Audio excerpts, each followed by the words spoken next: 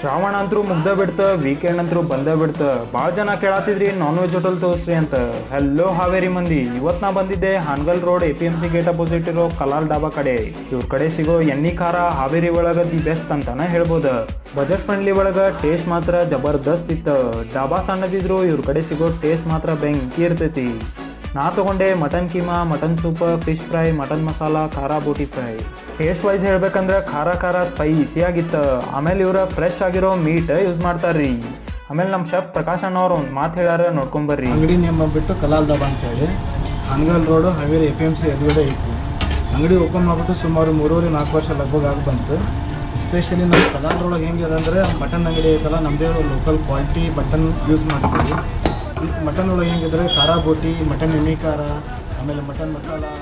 Chef ಅವರು ಹೇಳ್ದಂಗೆ ನೀವೇನಾದರೂ ನಿಮ್ಮ ಫ್ರೆಂಡ್ಸ್ನ ಕರ್ಕೊಂಡು ಒಂದು ಒಳ್ಳೆ ನಾನ್ ವೆಜ್ ಊಟ ಮಾಡ್ಬೇಕಂದ್ರೆ ಕಲಾಲ್ ಡಾಬಾ ಕಡೆ ಬರ್ರಿ.